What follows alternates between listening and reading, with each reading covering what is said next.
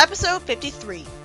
We start out seeing a bunch of yellow stars shooting through space in some kind of explosion, I guess? Because spaceships are fighting in space. That came out of nowhere. We see Supersonic panting in outer space.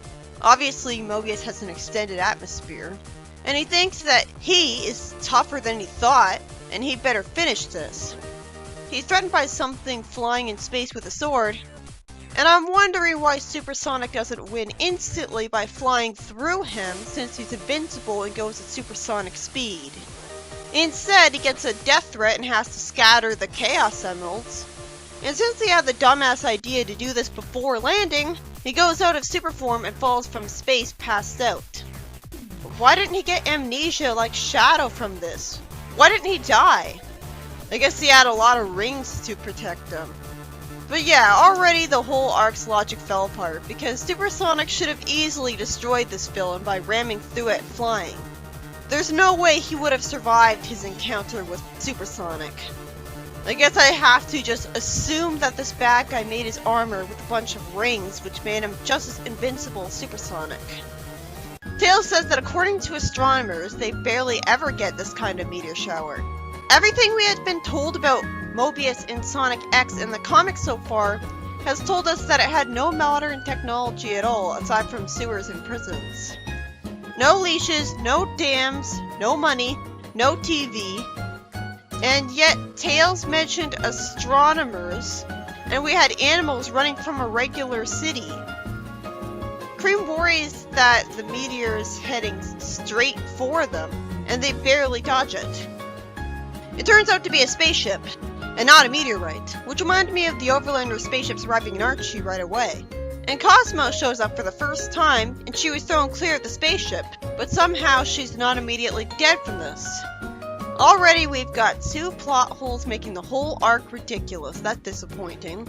I'm willing to give this arc a chance, but why didn't she stay in the spaceship because of a seatbelt she'd logically have on at the time? You'd think if she was thrown clear of the crash, she'd have flown through the window and thus have cracked glass in her and be seriously injured. But no, that'd be not a kid's thing for the darkest season in the show. Then don't write this to happen then if you can't make this logical. I fucking hate that her name is Cosmo, by the way, because that's a guy's name. They should have called her Cosma.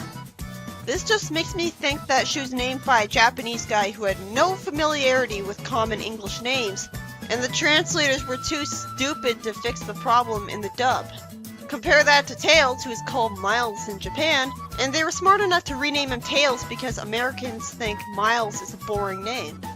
We really have fallen since those days because they didn't learn their lesson at all with Cosmo. Sonic wakes up on a metal bench with a pillow, and Eggman tells him that he was waiting for the better part of a week for him to wake up. And yet Sonic doesn't have a breathing tube or IV food tubes like a coma patient would, so how does this make sense? It's only a dub thing, because in the original, it wasn't stated how long he was unconscious. How'd Eggman resist the urge to kill Sonic after all the time he had him vulnerable right next to him? Sonic sure is lucky. Granted, he said he wouldn't destroy Tails, but regardless, why didn't he at least put nanites in his body or cybernetics in him that would explode if he didn't do everything he ordered? What an idiot! Well, again, exploding would kill him, but he could just threaten Sonic. Sonic doesn't know that he's not actually ever gonna explode him.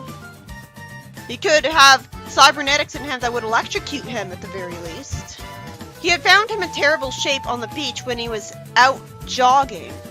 That's weird for Robotnik. On the one hand, it's about as totally out of character for most Robotniks as him willingly roughing it in the wilderness for a vacation. But on the other, I'm so bored of Eggman after so many different continuities that I gladly take out a character at this point. Because at least this Eggman's being refreshing by being different.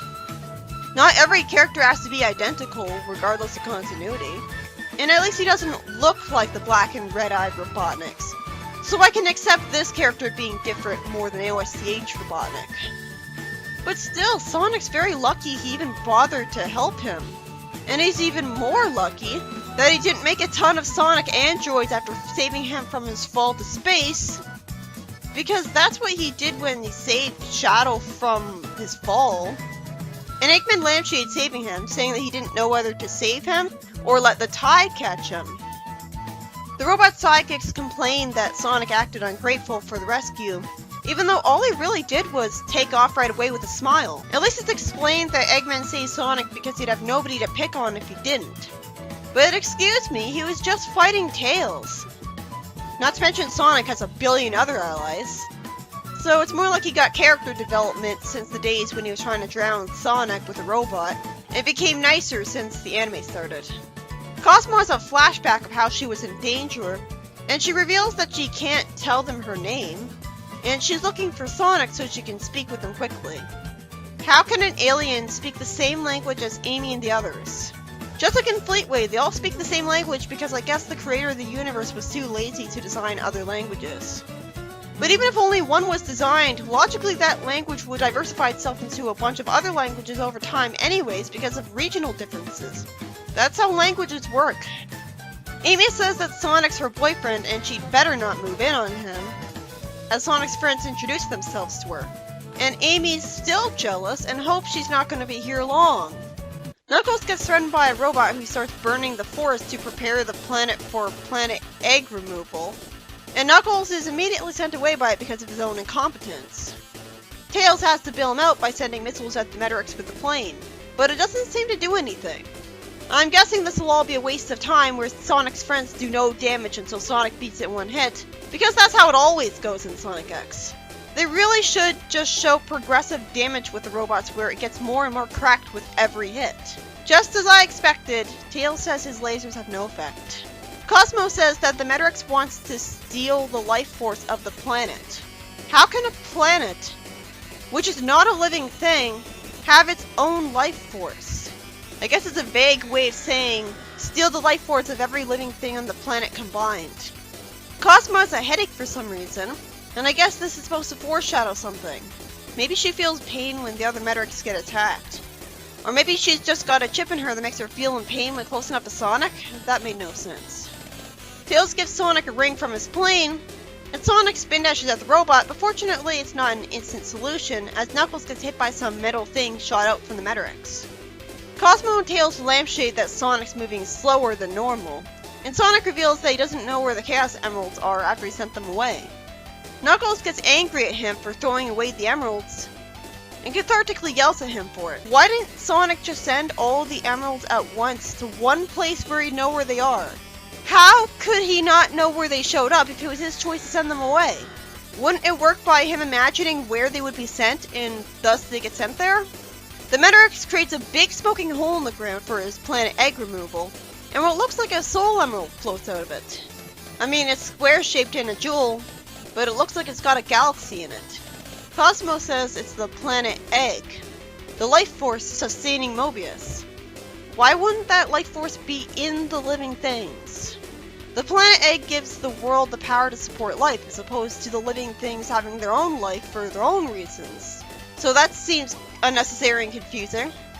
The forest dies because this completely unrelated jewel goes away. You'd think that sunshine and nutrients would be enough to keep it alive. What, did a wizard curse the forest so that it needs the planet Egg to survive? Did he do that for every planet? Cosmo complains she's too dizzy after Tails tried to go after the robot. I guess it has to be because she's an alien, because no other character has complained about this in the planes. I'm glad she has a good voice. I would have hated her if her voice sucked. But fortunately she's fine, and I find her to be kinda interesting. Cosmo asks Tails to lift up the window of the plane, and she jumps out of it. If she's expecting to survive that with no injuries, then no wonder she survived the crash. Oh, she floats down really slowly because of her skirt, like Peach. So that's how she thought she'd survive. She should have told Tails she can do this instead of freaking him out when she jumped out of the plane. Instead, Tails isn't freaked out at all. I guess he looked down and saw her easily slow down and fall. Tails runs towards them in a panic, saying it's happening, and a guy's voice says through the Master Emerald that he has to go to Sonic's world, and reassures his family and friends. Oh wait, that guy was Chris? I thought it was someone Cosmo knew, and that she would have a brother who would be a big part of her past. Why was Chris's message to his own family playing from the Master Emerald? Why wouldn't it just be playing on Earth? Chris is back to being a kid just because he came to Mobius. That doesn't really make sense to me. Sonic's age wasn't affected when he came there at all. We didn't see the Legionnaires de-aging or crumbling to dust when they traveled through wormholes to escape the Twilight Cage, and they had a time difference between dimensions too. I mean, they even gave him an adult voice actor, so unless that actor was too expensive to be for the whole arc, it can't be a budget thing like I thought it'd be. It's just status quo. But I do vastly prefer Chris as a kid, because that's what I know him as, so I'm glad they didn't make him even more generic and boring by saying an adult.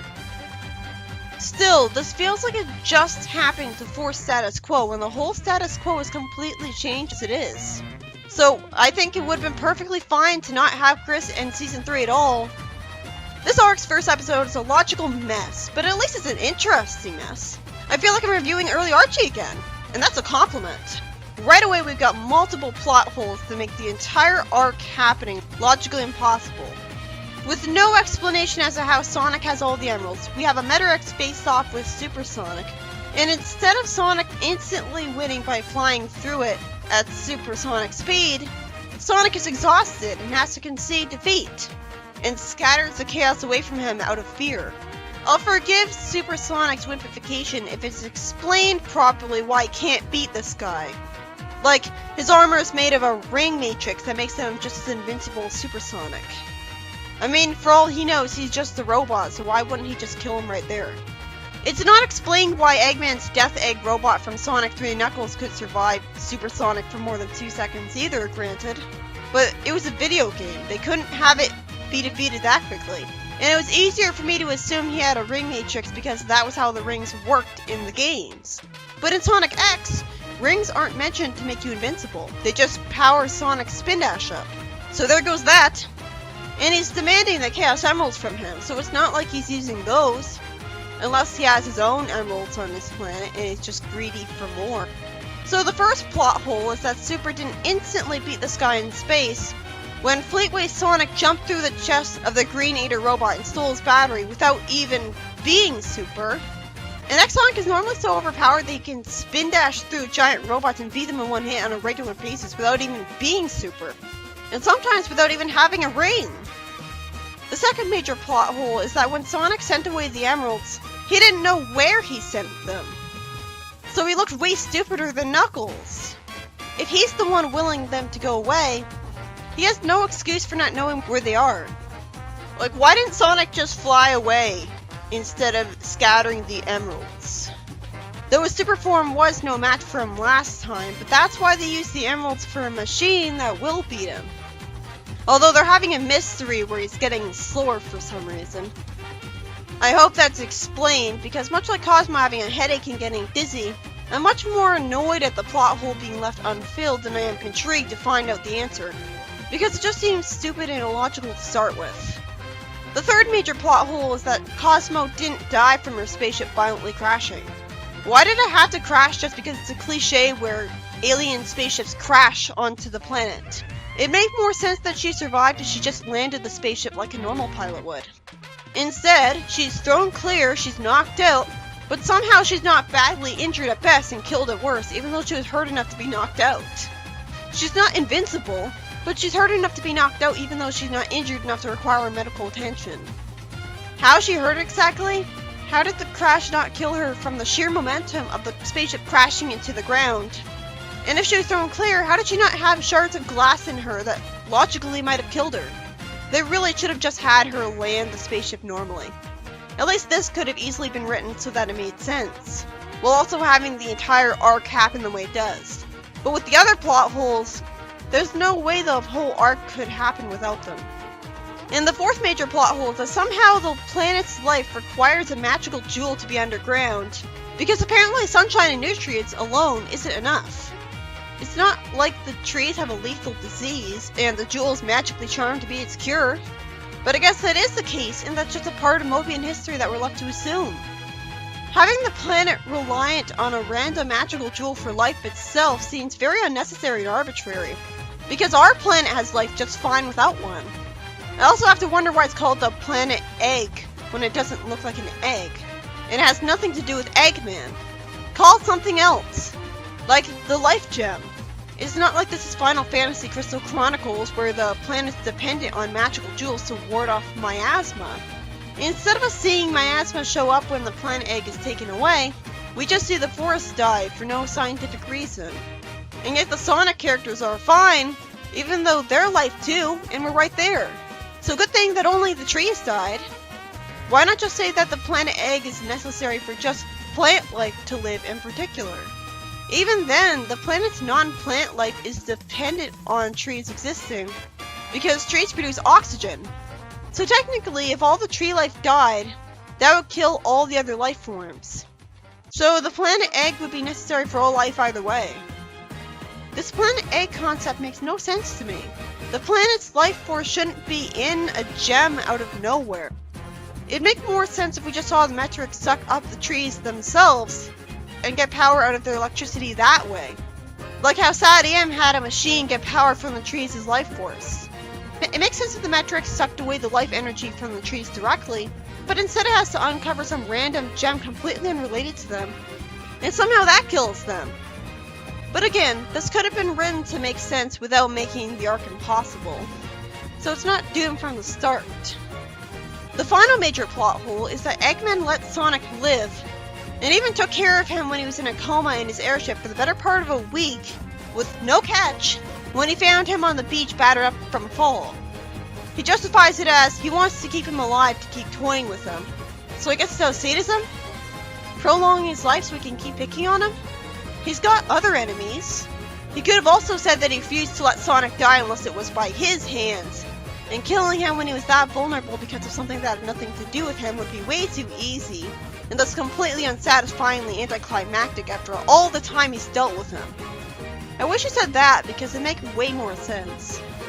Eggman has so many enemies to play around with, he has no reason to save Sonic, other than the fact that he's gone soft, which he proved in the previous episode when he panicked at the idea of destroying Tails for real. But the very idea that Eggman could go soft when he's tried to destroy Station Square multiple times in Season 1 is pretty confusing and incompatible with how he was before. Like with Leon does heel-face turn in the future, I'm glad this happened because it's pretty sweet of him. But Sonic's really lucky it did happen because he needed Eggman to save him. And I have no idea why the Metarex is robbing Mobius of its life energy. That's like pure evil. They should know that. It has to be because they need it for themselves, like maybe their planet is dying. I better learn why so the arc won't feel even more forced. Without knowing the motive behind the villain right away, he just seems like a one-dimensional monster who's threatening Mobius for no reason. And spoiler alert, I'm never gonna stop thinking of him as a one-dimensional monster. Good thing there's mysteries going around the Metarex to keep my attention. I have a feeling I'm gonna get my answer to this, so I'm holding back judgment until later on. Also, while this is a nitpick compared to the rest, it makes no logical sense that Chris went back to being a kid. I'm glad it's the case, and I understand why it happened, to keep him being a relatable audience surrogate for the kids, which is the whole reason he exists as a character. I just hate that it's only happened because of meta logic, but at least it's got some form of logic to it. While with all the other plot holes, there's no logic at all. With this, I can at least understand why this happens the way it did. So I finally see why people think the Metarex saga was badly written. There's no better way to establish that a story arc is bad than by having all of its main concepts for the premise be forced. I haven't seen a story arc be totally forced at the foundation since the end of the Freedom Fighters and King Nagas arc, and that was by a fanfiction writer.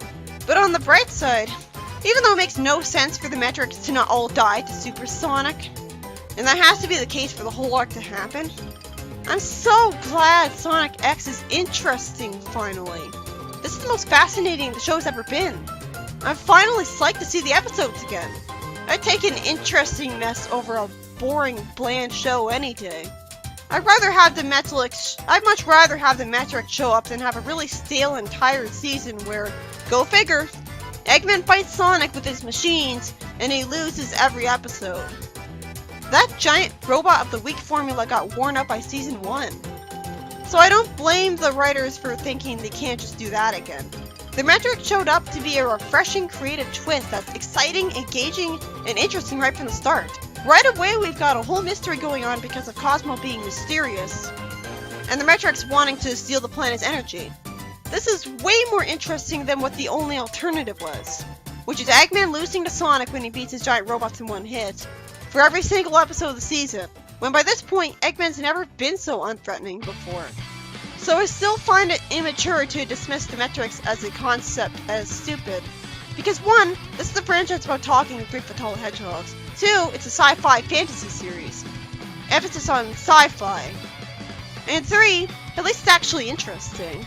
Sonic X has gotten so stale and stagnant with how it overplayed its formula before this point, and it's all because its only major villain was Eggman. So instead of hating the Metarex as a concept just for being original and unique, you'd be better off thinking about how boring and stale and redundant it would be if the only villain we had this season was Eggman. Because we've got enough of him in the show. It's time for something new. So far, going to Mobius has done nothing but get rid of the human cast of the earlier seasons. We've lost the boring, realistic elements and gained nothing. Because we haven't gotten any world building to set Mobius apart. It even has a city just like Station Square that Eggman threatened just like he did Station Square. So far, them returning to Mobius has been way less exciting than it should be. It'd be great to see how Sega Japan would interpret Mobius to be as a world. That's why I want to see world building and history building so much. But instead of filling the void and showing us a genuine world that sets itself apart from Sad AM, it's just another place for the Sonic characters to live. I kinda assumed that, so what was the point? It set itself apart because its Mobius doesn't have roboticization and isn't ruled by Eggman. Okay, so it's defined by what it isn't, as usual. But now I want to see what it is! A lack of something isn't a substance, it's just emptiness. We've halfway fixed the problem because the humans and boring city are finally gone. So now it's actually Sonic-like, but we're not quite where we wanted to be yet. It still doesn't measure up to Sad AM, Underground, and even AOSCH when it comes to the setting being interesting and charming. Seriously, aside from the inferior art, I'd rather see AOSCH's Mobius than this generic forest world. At least it was colorful and unique and had tons of weird characters. Here, we've gained almost nothing from coming to Mobius, because all the show did was get to the place it should have been at in the first place, in Season 1. And it's just settling with that when that's not remotely impressive at this point, because nearly every continuity's on Mobius. That's not impressive. That's the standard that you have to have. That's like expecting us to be amazed that Sonic's in the continuity, and not do anything further than that to make it unique. It needs to be different from the other continuities and stand out in its own way so it can have its own unique appeal. Now that they're on Mobius, where its unique human cast isn't, the continuity's only uniqueness left is that the heroes were on Earth at some point and befriended Chris. So no wonder they introduced the Metarex, because no other continuity has plant and robot aliens in it. If that's not creative, nothing is. The problem is, that's just a new concept that has nothing to do with Mobius coming out of nowhere. That doesn't solve the problem. We need X Mobius itself to be unique. And the Planet Egg is all they've done to make Sonic X Mobius different from the games one. The one that Forces has to take place on because the civilians and soldiers are Mobians instead of humans. In the games as Mobius, it's already a normal thing that Eggman isn't ruling the world. So what's interesting about this planet?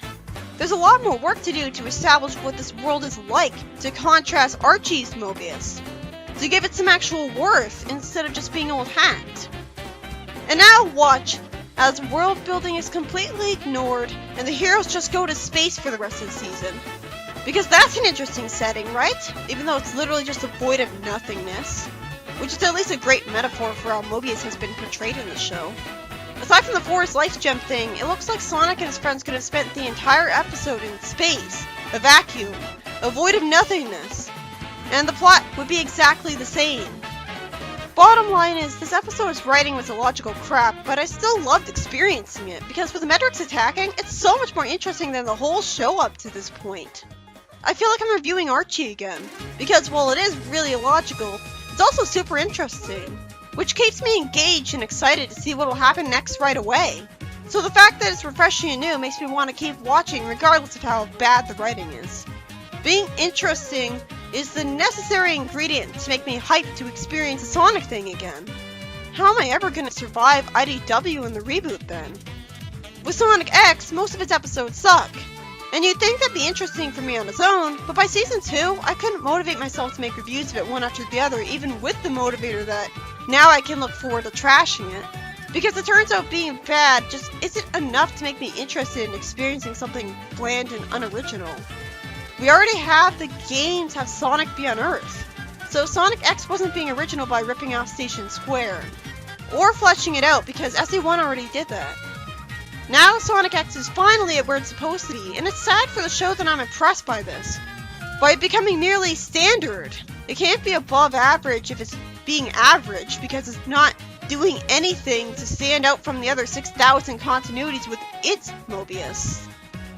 Having new characters isn't impressive as the continuity's main appeal, because every continuity has new characters. It comes with the territory, and most of them are boring anyways. No one's gonna say, you gotta watch Sonic X, because it's got Chris in it! They did the bare minimum to stand out until the Metarex showed up, and that's very uninspired and lazy. I feel like Season 3 is the first time where they actually cared about putting effort into the show. If only this was the second season instead of several episodes being completely wasted by those game adaptations. Being cheated out of original episodes by padding is why lack of originality sucks. That was what being too close to the games got you. Now the show's finally interesting, and mainstream Sonic fans think it's the worst season of them all.